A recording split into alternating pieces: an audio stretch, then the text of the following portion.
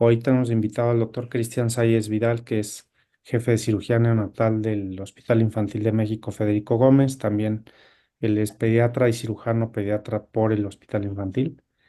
Y bueno, pues nos va a dar una plática sobre lo que debemos de saber los pediatras de hernia diafragmática. Entonces, pues muchas gracias, Cristian, y adelante. Nada, nada, muchas gracias por la invitación, muchas gracias a todos por estar aquí. Y bueno, hoy vamos a hablar de la hernia diafragmática congénita.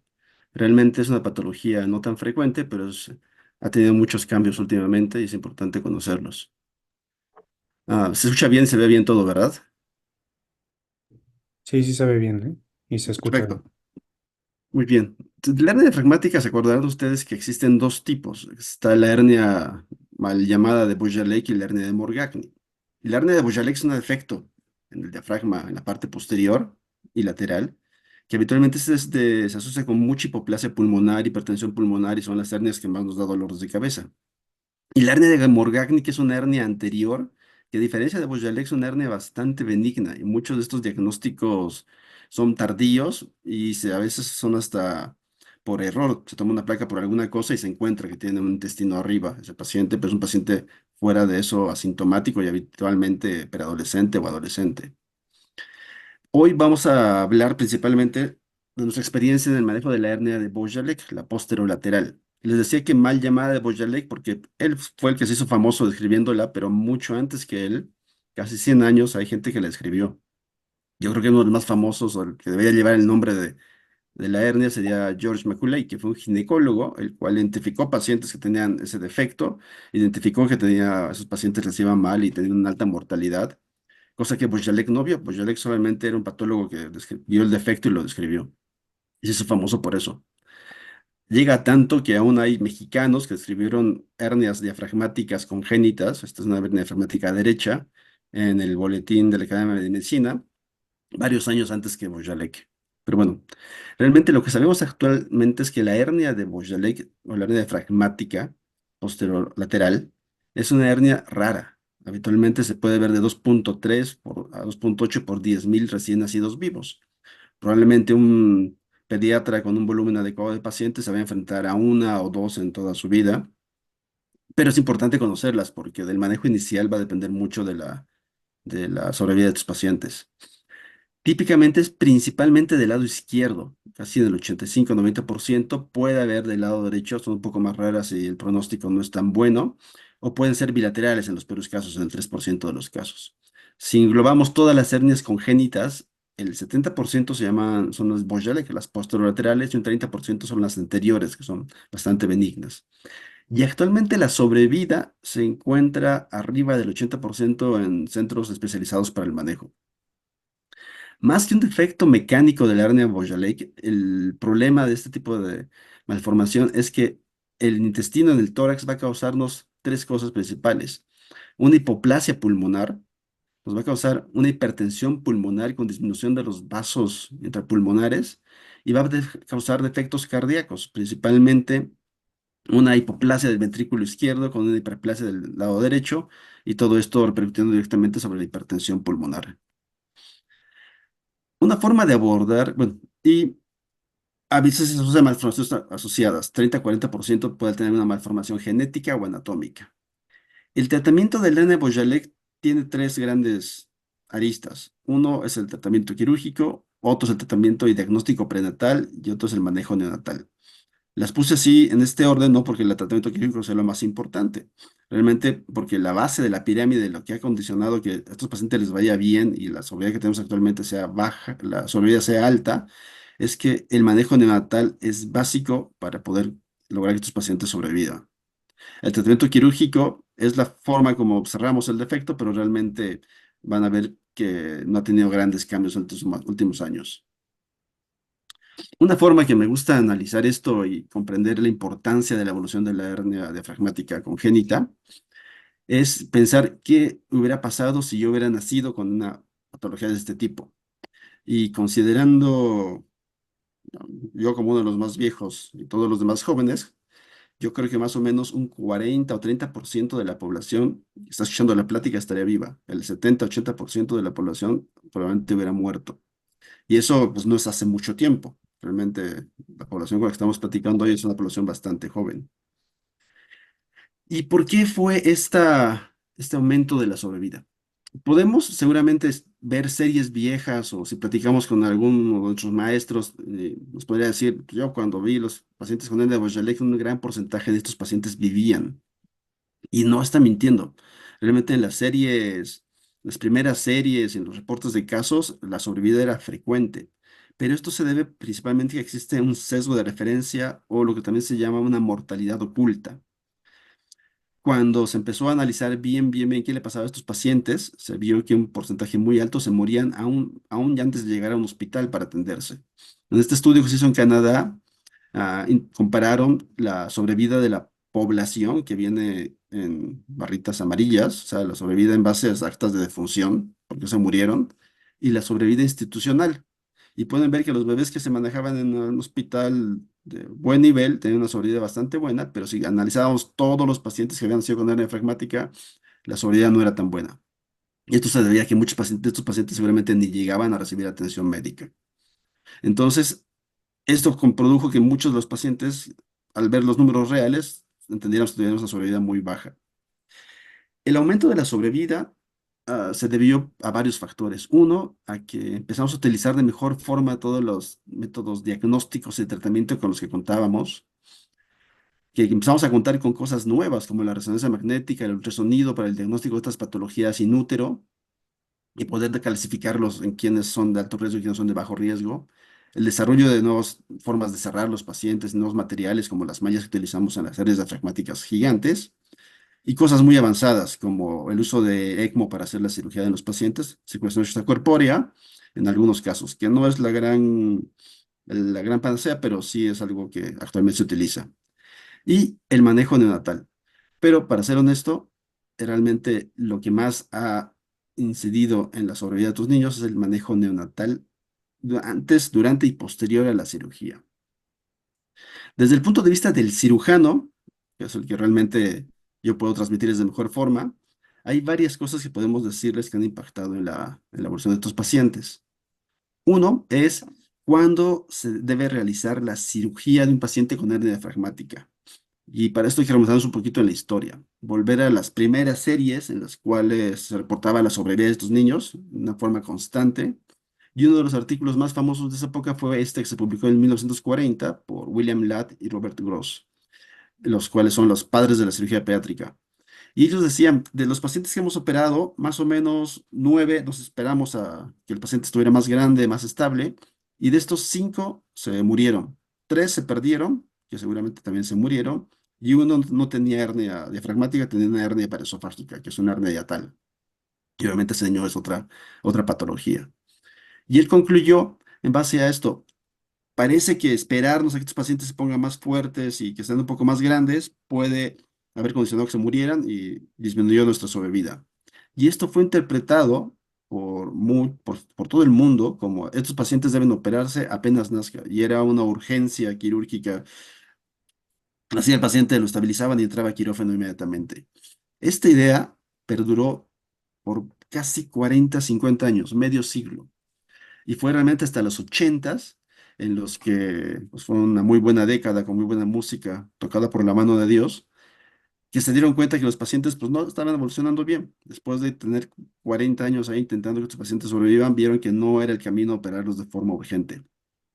Y se pusieron a buscar opciones alternativas y muchos neonatólogos empezaron a manejar cosas que vamos a checar ahorita de ventilación para proteger el barotrauma, no forzar a los pacientes, estabilizarlos y esperar que el paciente estuviera en unas condiciones más adecuadas para entrar a quirófano antes de poder operarse.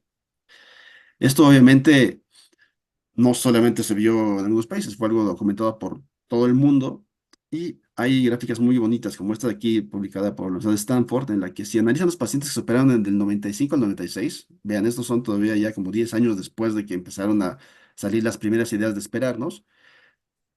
En este lugar superaban casi el 40%, 35-40% de los pacientes el primer día de vida. Si comparamos esto con su serie del 2011 al 2012, realmente son muy raros los pacientes que superan el primer día de vida o el segundo día de vida. Esto nos lleva a entender que Poco a poco se fue adoptando la teoría de que los pacientes era mejor operarlos una vez que el paciente estuviera estable. Realmente lo que mata al paciente es la hipertensión pulmonar y la hipoplasia pulmonar. Actualmente, series un poquito más nuevas, como esta que el 2019 reportada por la serie del CAPSNet de Canadá, se puede ver que el promedio de cirugía, se podría decir actualmente, está entre el cuarto y quinto día de vida del paciente. Hay casos muy raros que son pacientes probablemente que nacieron muy, muy estables, pero la regla, yo creo que hay que transmitir actualmente es, estos pacientes no es una cirugía, no es una urgencia quirúrgica, el paciente debe estabilizarse y debe operarse cuando el paciente esté estable. ¿Y qué significa que el paciente esté estable? Eso también ya se ha definido bastante bien y es una cosa que yo creo que todos los cirujanos pediatras manejamos. Son guías que desde 2015 se han estado publicando, se han hecho, hay un consenso europeo, hay un consenso canadiense, que realmente si uno compara es exactamente lo mismo.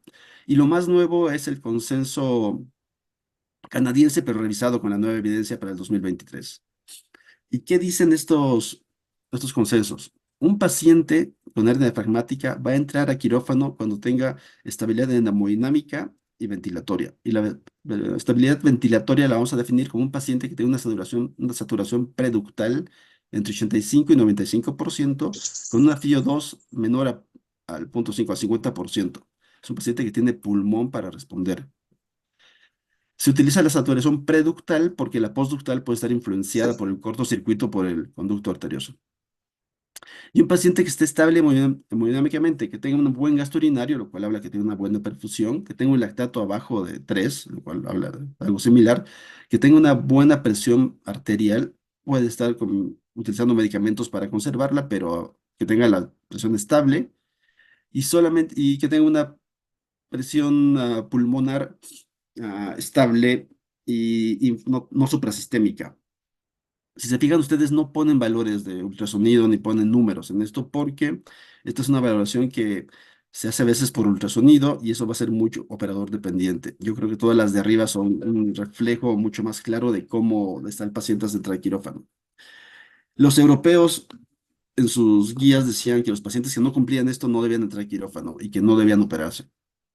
Los canadienses dicen que si llevas 2 semanas con manejo intensivo y el paciente no llega a cumplir todos los criterios, puede entrar a quirófano en base al cirujano y hay un porcentaje de estos pacientes que va a sobrevivir.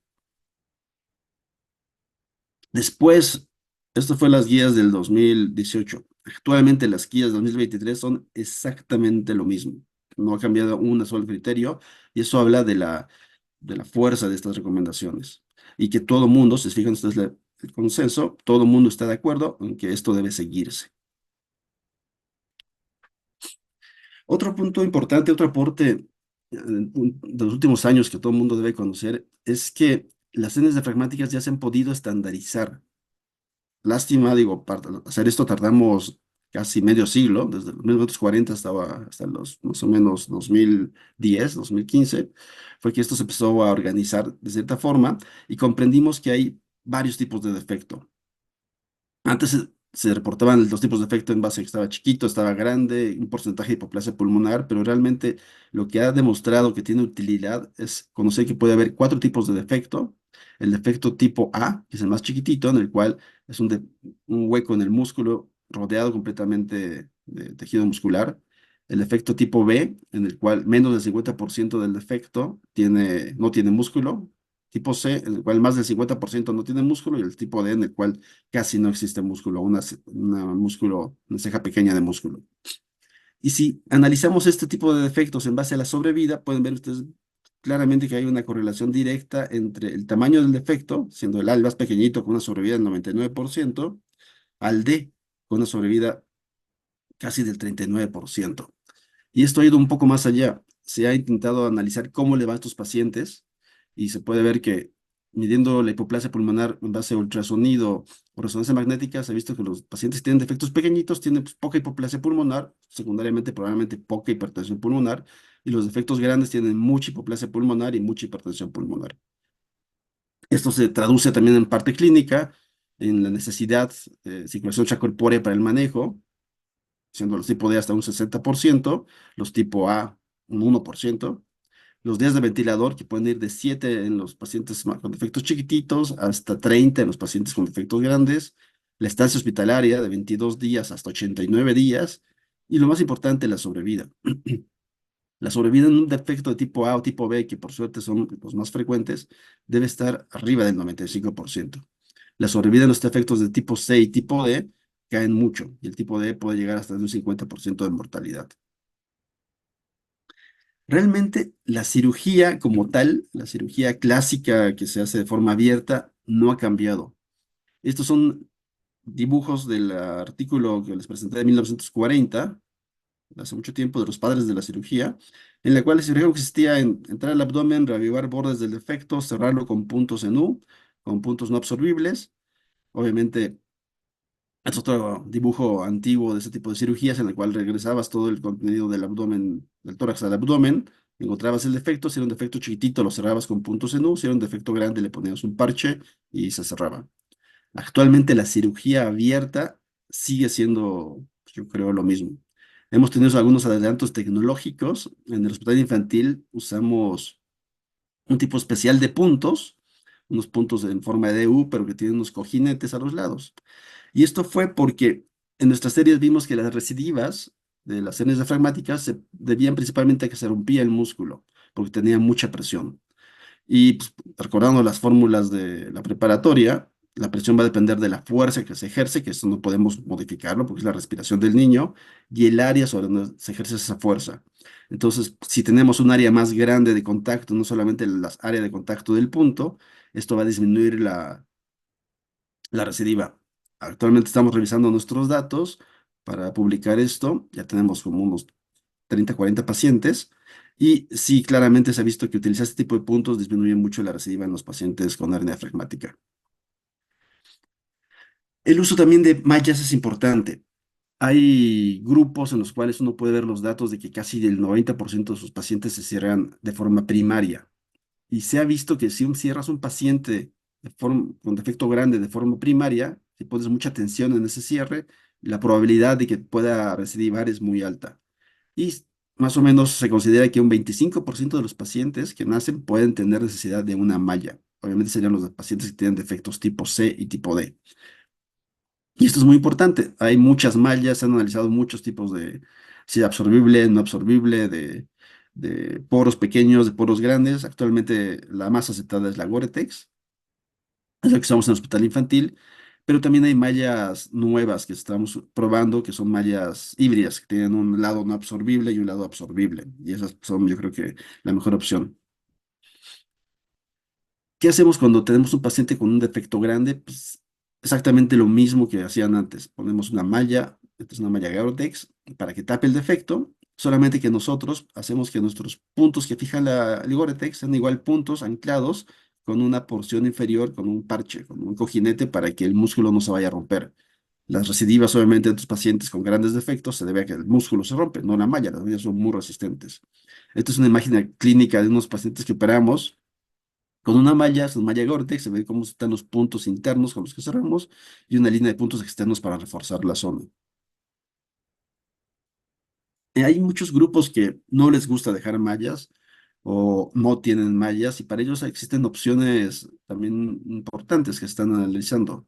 Una es hacer un flap del músculo de la pared abdominal. El músculo de la pared abdominal tiene varias capas de músculo y se puede utilizar la capa más interna, que está compuesta por el músculo oblícuo interno y el transverso para poder levantar, tapar el orificio de la hernia diafragmática y luego la capa externa utilizar para cerrar el abdomen. A veces se puede utilizar una malla para reforzar la parte externa. Hay series de este tipo de pacientes y parece que no es una mala opción. No es una mala opción, falta darle seguimiento porque no sabemos muy bien cómo se va a comportar esa pared abdominal debilitada. Hay gente que dice que puede formarse un tipo de hernia. Ah, es una zona cruenta donde seguramente se va a pegar al intestino y va a haber adherencias, y hay que ver, estos pacientes no producen más adherencias intestinales, pero desde el punto de vista de recidiva y de utilidad para cerrar el defecto herniario, parece ser una buena opción. Algo donde sí ha habido algo de cambios en la cirugía es en el uso de toracoscopía para resolver estas patologías. Y típicamente era la toracoscopía en los guías del 2015-2018 era una procedimiento que estaba solamente reservado a centros de investigación o protocolos de investigación porque se veía que tenían una mayor recidiva. Actualmente, la toracoscopía en las últimas guías se considera que puede realizarse. Se puede realizar en pacientes que estén estables ventilatoriamente, que tengan una buena función cardíaca y que el grupo que va a atender a este paciente tenga experiencia realizando el procedimiento. No es un procedimiento que se debe realizar así por así, porque necesitas tener varios criterios y varias cosas. ¿Y esto por qué? ¿Por qué no se deja tan libre para que todo el mundo lo pueda hacer? Porque en muchas series en todo el mundo se ha visto que la toracoscopía puede tener mayor recidiva. Aquí en este estudio se compara la cirugía abierta con la cirugía de mínima invasión, que es la toracoscopía. Ya no se utiliza la paroscopía para resolver este tipo de cirugías. Y pueden ver que la recurrencia en los tipos A, que habitualmente puede ser del 1%, puede subir hasta el 5%. En los tipos B, que tienen una recurrencia de 1,5%, se puede ir al 6,3%. Tipo C, del 4,8 al 6,7%. Entonces, claramente, en forma general, se ha visto que la recidiva puede ser mayor. Hay grupos que están haciendo toracoscopía de forma constante y con y que estos grupos están logrando tener números de recidiva muy similares. ¿Y por qué se sigue investigando en la toracoscopía? Porque al contrario de las recidivas, las oclusiones intestinales que requieren cirugía para su manejo, o sea, una cirugía después porque el paciente se ocluye, es muy baja con la toracoscopía. Y esto se debe a que no tocamos el intestino. Entonces, si se logra controlar la parte de las recidivas, puede ser que la toracoscopía sea una muy buena opción para pacientes estables.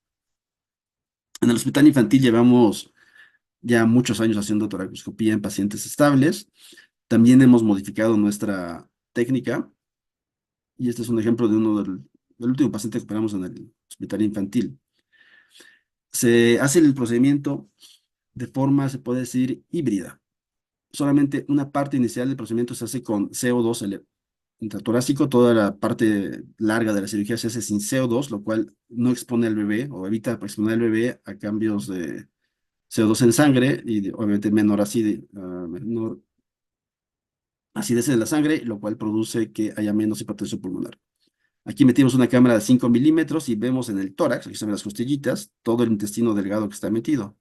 Metemos instrumental de 3 milímetros, un instrumental muy chiquitito y muy cortito. Hay que tener este instrumental porque sin eso no puedes realizar las cirugías. Y lo metemos de una forma en que evitamos lastimar los vasos intercostales. Ya que tenemos nuestro instrumental dentro, el primer paso y el cual se realiza con presión positiva, unos 5 milímetros de CO2, es reducir el intestino. Y ahí se ve cómo está reduciéndose. Este ejemplo está muy bonito porque estuvo muy fácil la reducción, pero a veces lo más difícil de la cirugía es la reducción del intestino. Y aquí se puede ver adherencias hacia el colon, aquí se puede ver el vaso, este puede ser estómago, si es estómago, y aquí se ve el borde del defecto. Todo esto aquí es el diafragma, músculo de diafragma, y podemos ver que tiene un defecto bastante grandecito en el cual no existe músculo. Este más o menos podría corresponder a un defecto tipo B. Aquí está el músculo, músculo, músculo, va hasta acá abajo y toda esta parte inferior aquí no tiene músculo. Aquí estamos revisando dónde empieza la ceja posterior y aquí se ve cómo está el borde de la ceja posterior. Y vamos a liberar un poquito aquí de las adherencias. Ya que redujimos todo el contenido intestinal a su sitio, al abdomen, el siguiente punto es cerrar este defecto. Inicialmente, y muchos de los grupos que reportan mayor recidiva de este tipo de procedimientos, hacen un cierre del defecto con puntos simples. Y nosotros pensamos, digo, no está comprobado, que esto puede ser una de las causas por cual hay reportes de una alta recidiva en estos pacientes. Y obviamente nosotros vamos a hacer la cirugía toracoscópica exactamente como hacemos la cirugía abierta. No tiene sentido cambiar la técnica, aunque sea un poco más fácil dar puntos simples, pero no tiene sentido hacerlo si sabemos que los puntos simples ni en la cirugía abierta no sirven. Entonces aquí lo que hacemos es pasar un punto primero de la ceja anterior a la ceja posterior. Aquí estamos pasando otro punto de la ceja anterior a la ceja posterior. Hay que tener mucho cuidado de no lastimar intestino en la parte interior o lastimar el vaso. Y vamos a poner exactamente como estamos en cirugía abierta, un punto en U. Usamos el mismo material que usamos en cirugía abierta, que es Etibond, una sutura multifilamento no absorbible, la cual va a tener bajo riesgo de cortar el músculo, pero también es una sutura bastante flexible y no absorbible, que va a quedarse ahí pues, por toda la vida. El primer punto siempre es el más difícil porque el paciente con cada respiración, cada movimiento, intenta regresar todo su contenido del abdomen hacia el tórax. Por eso es el que más nos toma tiempo realizar. Y hacemos un movimiento muy, muy ligero para no cortar. Este hilo, si lo jalamos directamente sobre el diafragma, puede fácilmente cortarlo. Y esto obviamente va a ser una puerta para invitar a las recidivas. Aquí estamos introduciendo poco a poco la U de nuestro punto y van a ver en un momento cómo cae el cojinete que les explicaba hace un momento que usamos en cirugía abierta y la laparoscópica, toracoscópica, Adrián. Corremos el hilo y los corremos sobre la pinza para que nunca tenga el tejido muscular presión de ese hilo y aquí va entrando poco a poco el cojinete. Ahí entró el cojinete, es el cojinete de Dacron, y esto, el punto queda sobre el cojinete, lo cual va a hacer que toda la presión de este punto llegue en una área muy grande, y esto va a evitar que se rompa el músculo. Ponemos otro cojinete en la parte inferior, y toda la parte en la que, desde que empezamos a poner los puntos, se hace ya con presión cero de CO2. Realmente el trocar de la mano derecha lo quitamos y toda esta cirugía se hace como si fuera una cirugía abierta, sin nada de CO2. El paciente no tiene mayor exposición a presión pulmonar o con presión cardíaca ni nada. Es una cirugía videoasistida. Se bajan los puntos con bajanudos para tener un poco más de fuerza y pueden ver ustedes que quedan muy bien afrontados los bordes y de una forma bastante fuerte. Es una cirugía en la cual tenemos muy buena exposición y podemos ver claramente los bordes del defecto. Aquí estamos poniendo el segundo punto. Pueden ver que realmente entre puntos no avanzamos nada. Esto para que el cierre sea casi hermético. Y todos los puntos los vamos cerrando exactamente con lo mismo. Puntos en U y con cojinetes. Ahí estamos terminando de cerrar el vértice, la parte más, se puede decir, interna del defecto, con el último punto. Pueden ver ustedes que es un cierre sin tensión. El músculo está, el diafragma está bombadito, no tiene no está todo plano, no hay zonas de desgarre, lo cual habla de que es un cierre sin tensión. Si tuviéramos un defecto más grande en el cual no pudiéramos aproximar los bordes o si los aproximamos quedan muy, muy, muy tensos, entonces ahí se puede poner una malla. Se pueden poner mallas por toracoscopía, hemos puesto varias, pero es mucho más laborioso. Nosotros actualmente cuando tenemos una necesidad de malla, inmediatamente convertimos la cirugía en una cirugía abierta para exponer menos tiempo al paciente a un procedimiento quirúrgico. Haciendo todo esto, hemos tenido muy buenas sobrevidas y tenemos pacientes al sucedido muy bien y se extuban muy rápido y requieren poco apoyo después de la cirugía. Pero hay veces que hagas lo que hagas, haciendo las mejores cirugías posibles, a los pacientes les va mal. Y tengan todo el apoyo del mundo de neonatología, el mejor neonatólogo del mundo, pero a sus pacientes les va mal. Y entonces se volvió al punto de que hay pacientes que pueden tener tanta hipoplasia pulmonar y tanta hipertensión pulmonar que no es compatible su sobrevida con la atención postnatal. Estos pacientes tienen que hacerse algo antes de que nazca para poder facilitar la sobrevida de estos niños. Y recordemos que realmente lo que mata a estos pacientes es la hipoplasia pulmonar y la hipertensión pulmonar y los cambios, las alteraciones cardíacas. Entonces, ah, aquí viene y se abrió la puerta para una rama de la medicina que yo creo que es el futuro de este tipo de cosas, que es la cirugía fetal. En la cirugía fetal, el primer paso que se dio fue el diagnóstico de los pacientes que tienen un alto riesgo de mortalidad. Y el objetivo de esto fue intentar medir o detectar los pacientes que tienen una gran hipoplasia pulmonar para poder entender que estos pacientes podían tener una baja sobrevida posterior en el futuro. Y lo que se hizo es comparar el área del pulmón, que es el pulmón, se puede decir, sano, el que no está afectado, aunque se sabe que los dos pulmones tienen algo de afección, contra algo constante, que en este caso se utilizó el perímetro cefálico del bebé. Entonces se hace una relación entre el área del pulmón y el perímetro cefálico y se ha visto que con esto se puede catalogar los pacientes que pueden tener una hipoplasia pulmonar o no. Actualmente se utiliza una medida que es un observado sobreesperado. Miden el área del pulmón en relación al perímetro cefálico y eso lo van a comparar con lo que debería tener un paciente sano. Y esto, el resultado se da en porcentajes. Esos pacientes se han podido dividir y actualmente sabemos que los pacientes que tienen un long head radio, así se llama esa relación del lado izquierdo en este caso, menor de 25% son pacientes que tienen una hernia diafragmática congénita severa. Y estos pacientes van a tener una sobrevida menor al 15%, hagas lo que hagas después del nacimiento. Del 45 se puede, más de 45 son pacientes que tienen una hipoplasia pulmonar leve, se puede decir leve, mediana, que tiene una sobrevida bastante buena en buenos centros, son sí puede sobrevivir hasta el 80-90%. Y hay un rango intermedio, que son los pacientes que están entre 26 y 35, que se consideran moderada. Entonces, la idea de esto fue qué podemos hacer con los pacientes que tienen hipoplasia pulmonar severa, que sabemos que después de que nazcan va a ser imposible recuperarlos. Y usemos lo que utilicemos, ECMO, cirugía de algún tipo, cirugía temprana, cirugía tardía. Y aquí empezó la historia de la cirugía fetal. Realmente la cirugía fetal, desde el punto de vista del área diafragmática, uno de sus iniciadores más importantes fue Michael Harrison, que está en la Universidad de California, San Francisco, en Estados Unidos, y él tuvo bueno, todavía existe su laboratorio de cirugía fetal, que es un laboratorio de los más importantes del mundo. Y él probó 1000 cosas. Más o menos se calcula que le ayudaron 2000 corderitos y 500 monos para poder hacer procedimientos y probar qué podía servir en los humanos.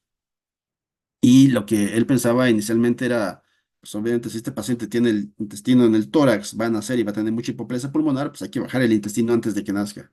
Y se empezó a hacer cirugía fetal, cirugía en la cual entraban a quirófano, se anestesiaba la mamá, se anestesiaba el bebé, se abría el abdomen, se abría el útero, sacaban al bebé y se hacía una cirugía en la cual abrías el abdomen y como se hacía en la cirugía de pacientes ya nacidos, se regresaba todo el contenido del tórax hacia el abdomen, se cerraba el defecto. Muchas veces para cerrar el abdomen había que poner parches porque no alcanzabas a cerrarlo y se regresaba el bebé al útero.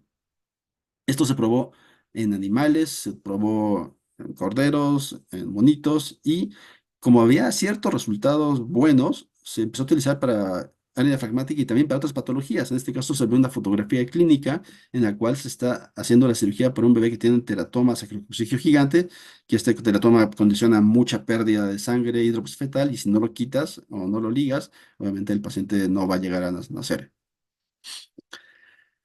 Y se empezaron a ver cuando se pasó esto hacia los humanos que había muchos problemas que no se habían visto en los animales. Uno es que al meter el hígado que estaba en el tórax hacia el abdomen, este se podía colar y producía pues, grandes problemas vasculares y el paciente acababa en muerte fetal. Y algo importante que descubrieron es que los humanos no nos parecemos en nada a las ovejas.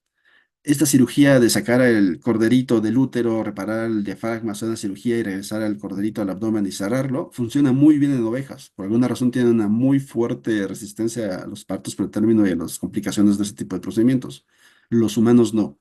Al hacer este tipo de cirugía se ponía en riesgo a la mamá y al bebé y los resultados no eran tan buenos como se esperaban.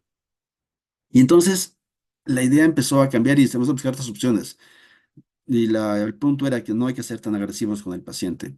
Hay una cosa que se llama caos, que es un síndrome en el cual se obstruye de forma idiopática congénita la tráquea, y la obstrucción de esto produce que los pulmones crezcan de una forma gigantesca. Aquí se ve una resonancia magnética de un paciente en el cual tiene este síndrome y pueden ver cómo los pulmones ocupan casi 3/4 partes de la caja torácica y abdominal.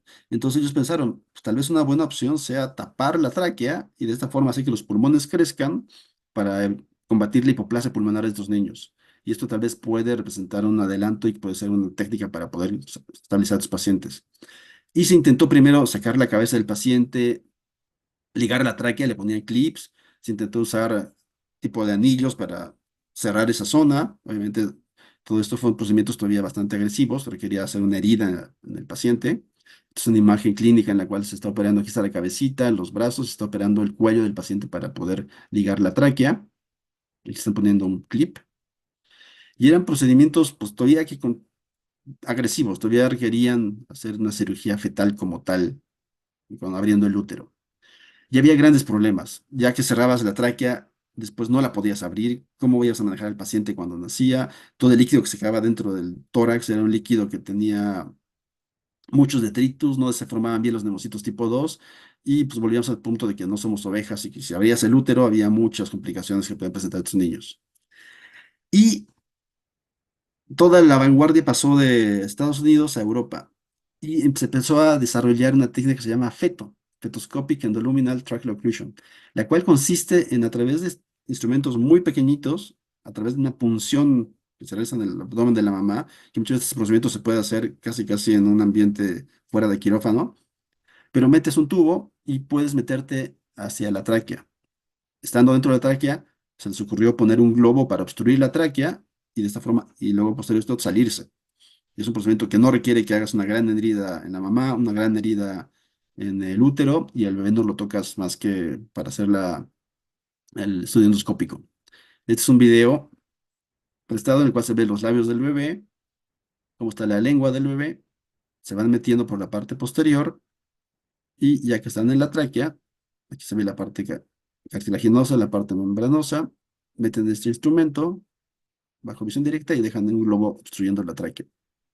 Este es un procedimiento que actualmente está cayendo mucho en los cirujanos fetales que por preparación son ginecólogos. Y en México hay varios ginecólogos que están haciendo este procedimiento. El Hospital de Perinatología tiene hoy uno de los grupos más fuertes en el manejo de este tipo de pacientes.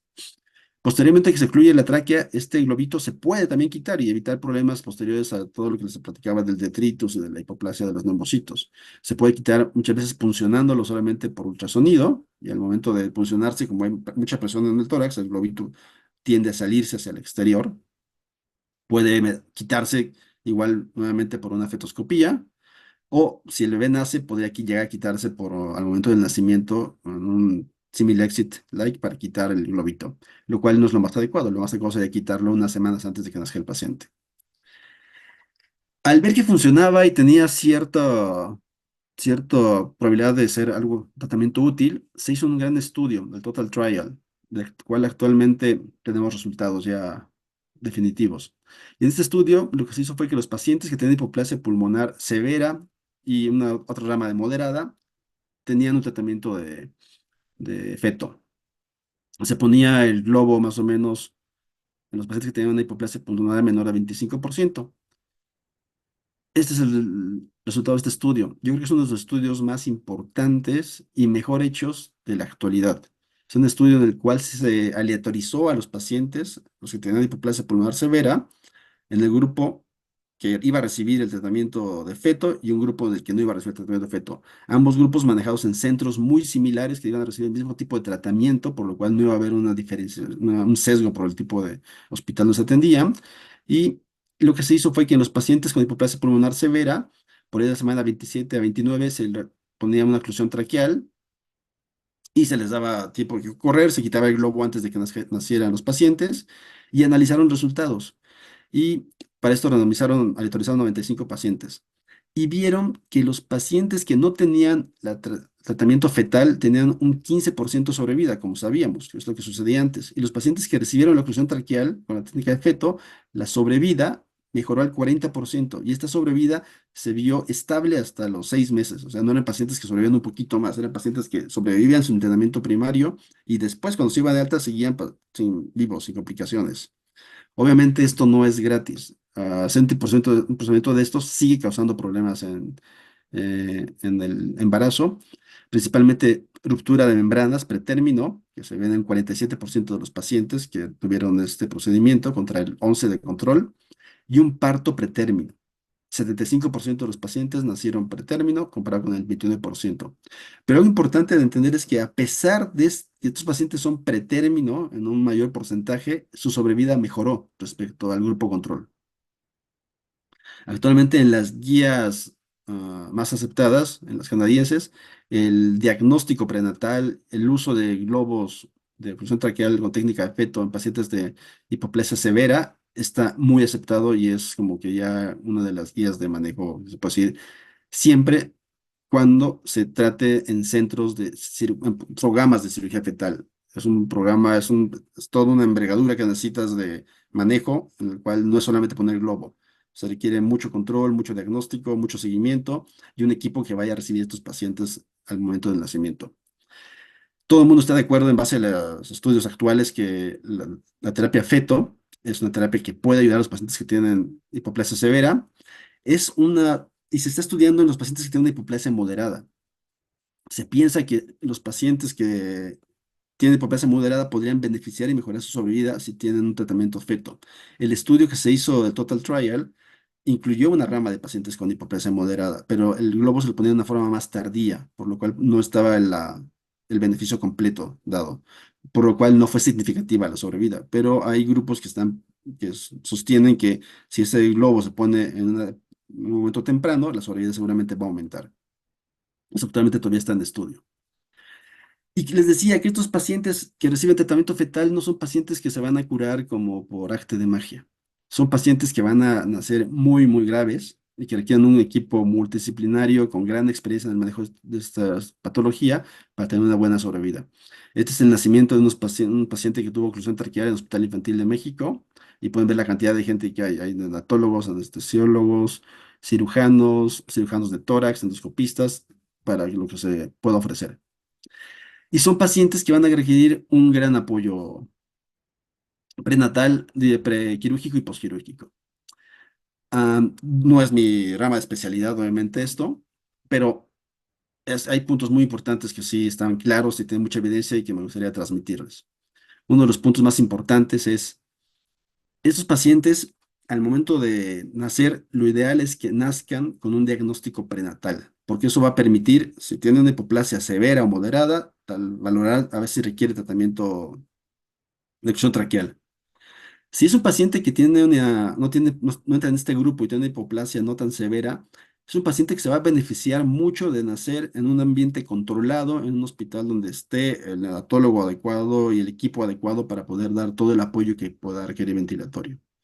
Y hay que tomar decisiones tan importantes como hablar a los papás del pronóstico de su paciente, qué va a pasar, qué va a suceder en todo ese internamiento, cuánto tiempo de internamiento se puede esperar y qué cosas pueden suceder malas y también preparar todo para el nacimiento. Estos pacientes todavía hay un poco de controversia en si deben nacer e intubarse o poder darles una chance de que respiren. Actualmente la evidencia dice que pues, se sugiere intubar a todos los pacientes, especialmente todos los que tienen moderado y severo, en eso no hay mucha discusión, pero los que tienen hipoplasia leve pudiera darse una oportunidad de que respire solo sin intubarse. El problema es que muchos de estos pacientes van a requerir algo de apoyo de presión, ya sean puntas nasales o puntas de alto flujo, lo cual puede o va a pasar aire hacia el intestino y ese intestino puede empezar a distenderse y se distiende dentro del tórax, va a comprimir más al otro pulmón y al corazón, lo cual puede dar problemas. Entonces, no está mal visto que intubes a todos los pacientes. Si tuvieras una paciente muy, muy, muy estable, podrías darle chance de que respire, pero siempre con una vigilancia muy constante.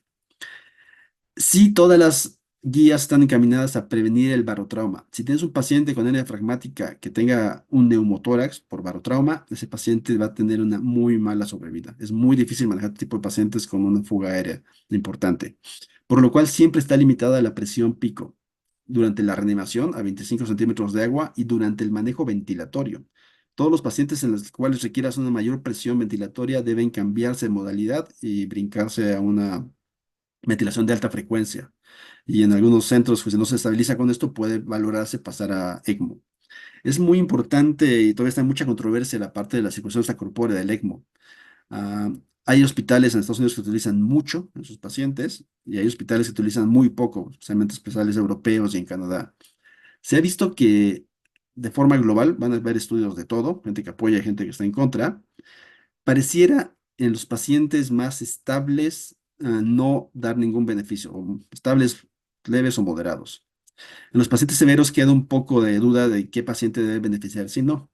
Los pacientes en la técnica adecuada para manejo de estos son pacientes que tienen algo de reserva pulmonar. Si tienes un paciente que tiene muchísima hipoplasia pulmonar, lo pasas a ECMO, al momento de que salga del ECMO va a seguir con su hipoplasia pulmonar importante y ese paciente no va a tener mucha sobrevida. Y ahí vienen los datos de que esta terapia no mejora la sobrevida global de tus pacientes. Pero si tienes un paciente que tiene una hipoplasia pues, un poco severa o moderada, pero tiene un neumotórax, por ejemplo, o tiene una infección severa que lo descompensa, ese paciente puede entrar en ECMO, se estabiliza de la infección del neumotórax y cuando salga va a tener pulmón para responder, por lo cual su sobrevida puede mejorar. Bueno, va a tener sobrevida. Un paciente que está muy séptico, que esté con un neumotórax, que no puede estabilizar, si no lo pasas a ECMO se va a morir. Hay algo que se llama hipercapnia permisiva. Ya no nos preocupamos mucho por el CO2 y el pH. Podemos permitir este pH hasta 7.2. digamos 7,25 con un CO2 hasta 60, y la cosa es no forzar el pulmón para no producir barotrauma. Y las saturaciones que estamos buscando de estos pacientes son arriba de 85% y nunca exceder el 95%, no hay que sobreventilarlos. Son pacientes que también en la parte hemodinámica de la presión pulmonar van a requerir manejo. Y algo del manejo que se puede brindar es óxido nítrico. Todavía existe controversia de si sirve o no sirve el óxido nítrico, aunque si analizamos las series de los países principales, casi todo el mundo lo utiliza. Y las guías dicen que puedes valorar el uso del óxido nítrico en pacientes que no tengan una disfunción del ventrículo izquierdo y checar cómo le cae el paciente. Si empieza a mejorar, puedes dejarlo. Si ves que no mejora en las siguientes horas, pues debes quitarlo. No va a dar ningún beneficio. Actualmente se están intentando ver los fenotipos de los pacientes desde el punto de vista hemodinámico con ultrasonido. Y se están dividiendo a los pacientes en pacientes que pueden beneficiarse de óxido nítrico, pacientes que van a beneficiarse más de algún tratamiento inotrópico, como podría ser la milrinona. Otro punto importante del manejo también es el sildenafil, el cual se puede llegar a utilizar en pacientes con hipertensión pulmonar refractaria. Y hay medicamentos nuevos que están en estudio como el treprostinil y el epoprostenol, los cuales habitualmente se utilizan en tratamiento de hipertensión pulmonar refractaria. Muchas gracias. Yo creo que con esto les doy un panorama más adecuado desde el punto de vista del cirujano de esta patología. No sé si tengan alguna duda. Muchas gracias, Cristian. La verdad es que fue una gran plática. Estuvo muy padre que pasaras los videos de cómo hacen el procedimiento. Para los que no somos cirujanos, pues es muy, muy bonito verlo. Yo te quería preguntar dos cosas. Una, la cirugía fetal Ujú. en México, ¿qué tan estandarizada está? Porque hay muy poca gente que la hace, ¿no? Sí, hay muy poca gente que lo hace. Yo creo que el grupo que está estandarizando más o tiene más estandarizado es el grupo que está en perinatología, con David Ujú. Basurto. Ujú. Y que realmente él llegó a México hace poco, pero tuvo entrenamiento directamente en donde se creó la técnica y participó en muchos protocolos. Entonces, yo creo que Lo de la él, oclusión, ¿no? tracción traqueal exactamente. Ujú. Entonces, yo creo, como dicen todas las guías, esto es algo que debe hacerse en base a programas de manejo de los pacientes. Este es un grupo interdisciplinario de neonatólogos, cirujano fetal, ginecólogos, cirujanos pediatras o natales para poder manejar esto y manejarlo de forma constante.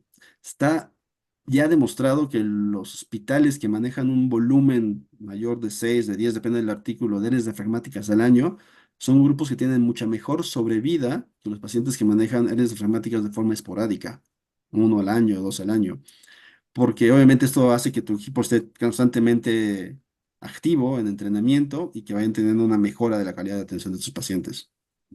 Sí, claro, y como Yo- decías, es un equipo multidisciplinario sí. y no nada más médico, o sea, también el equipo de enfermería, el equipo de, ¿no? De inhaloterapia, etcétera. O sea, un hospital que tiene, un hospital que tiene, ay, venadón un hospital que tiene experiencia como institución, seguramente les va mejor, ¿no? Y Sí, la otra que te iba a preguntar, la cirugía fetal, o sea, de oclusión específicamente, ¿qué ujú. tanta mortalidad materna se ha visto que tenga? Ah, como tal, mortalidad materna no se ha reportado en el estudio, en la Ok. serie. Ha habido problemas porque, más que nada, en el nacimiento de los pacientes. En la serie que se hizo en el grupo moderado, hubo un paciente que se le puso la oclusión traqueal, que teóricamente les obligaban, les pedían que estuvieran en una zona cercana a un hospital donde pudiera atenderse, pero este paciente no llegó a un lugar donde pudiera atenderse al momento del nacimiento, fue un parto pretérmino, y el bebé nació con el globo en la tráquea y no hubo personal para poder quitarlo. Y obviamente esto es un caos. Por eso son protocolos que tienen que estar muy bien armados y Sí, casi muy casi la bien mamá tiene que vivir cerca, o bueno, organizados. tienen que, ¿no? Ajá. Sí, para presentar el protocolo les pedían que vieran así que tuvieran acceso a un hospital donde tuvieran la atención adecuada para el paciente, pues no sé cuántos Ujú. minutos o kilómetros. Entonces sí, no es así como ponerle el globo y se va. Claro, claro, claro. Y la última pregunta que tengo es, decías que, o sea, por la cirugía misma ocasiona pues que haya más prematurez, lo Ujú. cual suena lógico, y también pues entonces hay menos, o sea, el globo. ayuda a que haya menos complicaciones, sobre todo con la hipertensión pulmonar, El ¿no? globo repercute directamente sobre la hipoplasia pulmonar, hace que el pulmón Ajá, sea más grande ajá, y esto de forma indirecta pareciera afectar un poco la hipertensión pulmonar. Hay protocolos que están diseñando actualmente el manejo de hipertensión pulmonar y les dan a las mamás les dan sildenafil prenatal ajá. para intentar disminuir el grosor de los vasos sanguíneos pulmonares y esto disminuir la hipertensión pulmonar.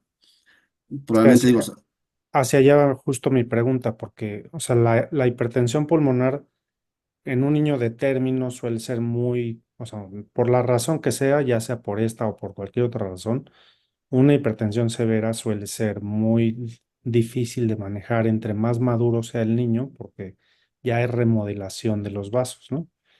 Mi pregunta es si esa hipertensión se maneja mejor en los prematuros por el globo o porque fue prematuro y todavía la remodelación no está tan ok. marcada. Hay estudios en los cuales antes de meter la cirugía fetal, en los cuales analizó qué le convenía más al paciente, si nacer prematuro o nacer de término. Y se vio muy claramente que los pacientes que no reciben tratamiento fetal, lo más adecuado es que nazcan por ahí de la semana 38. La sobrevida mejora mucho si el paciente es de Ok, término que un prematuro. Entendiendo esto, podemos contestar la pregunta de forma indirecta de que la remodelación pulmonar del bebé no es un factor importante. Más que ya, nada es la hipoplasia. Pero yo creo que el tratamiento futuro va a consistir en manejar las dos cosas de forma prenatal. Tal vez con el globo para manejar la hipoplasia pulmonar y repercutir un poquito sobre la hipertensión y tratamientos médicos farmacológicos para intentar disminuir la hipertensión pulmonar in útero. Con esto va a estar un paciente mucho más estable al momento del nacimiento, aunque sea prematuro.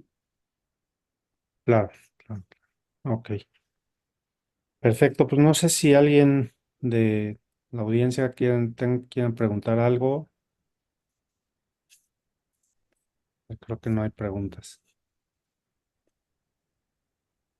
Pero bueno, Muy bien, Cristian, pues perfecto. muchísimas gracias. La verdad es que estuvo magnífica la plática. Felicidades. Y y pues espero que nos puedas dar otra en otro momento. Sí, con mucho gusto. Son puros amigos. Cuando gusten. Exacto. Gracias. Gracias. Muchas gracias.